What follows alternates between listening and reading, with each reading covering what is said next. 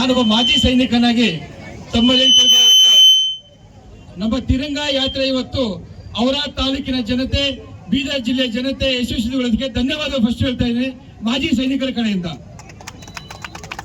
ಇನ್ನೊಂದು ಏನು ಹೇಳಕ್ ಇಷ್ಟಪಡ್ತೀನಿ ಅಂದ್ರೆ, ನಮ್ಮ ದೇಶಕ್ಕೆ ಯಾವಾಗ ಸಂಕಟ ಬಂದಿದೆ, ನಮ್ಮ ಸೈನಿಕರು, ಮಾಜಿ ಸೈನಿಕರು ಯಾವತ್ತಿದ್ರು ನಮ್ಮ ಭಾರತಾಂಬೆಗೆ ಸೇವೆ ಮಾಡಲು ಸಿದ್ಧರಿದ್ದೇವೆ.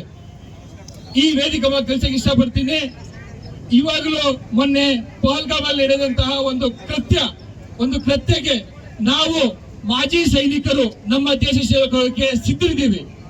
ಯಾವಾಗಲೂ ಕರೀಲಿ, ನಮ್ಮ ಭಾರತೀಯ ಸೇನೆಯಿಂದ ಕರೆ ಬಂದ ತಕ್ಷಣನೇ ನಾವೆಲ್ಲರೂ ಸಿದ್ಧರಿದ್ದೀವಿ.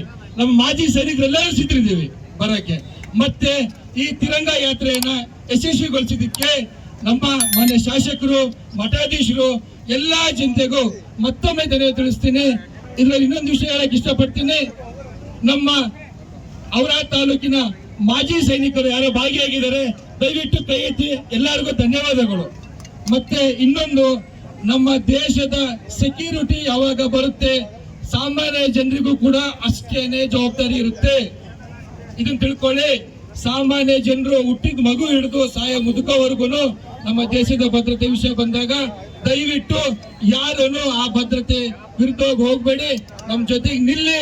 ನಾವು ಯಾವತ್ತೂ ನಿಮ್ಮನ್ನು ಕಾಪಾಡ್ತೀವಿ. ನಮ್ಮ ಎದೆ ಗುಂಡು ಹೊಡಿಲಿ, ನಮ್ಮನ್ನ ಚಿತ್ರ ಮಾಡಲಿ, ನಾವು ನಿಮ್ಮನ್ನ ರಕ್ಷಣೆ ಕೊಡ್ತೀವಿ. ಇದು ಮಾಜಿ ಸೈನಿಕ ಮತ್ತೆ ನಮ್ಮ ಭಾರತೀಯ ಸೇನೆ ಕಡೆಯಿಂದ ನಿಮಗೆ ನೀಡುತ್ತಿರೋ ಭರವಸೆ. ದಯವಿಟ್ಟು ಅರ್ಥ ಮಾಡ್ಕೊಳ್ಳಿ.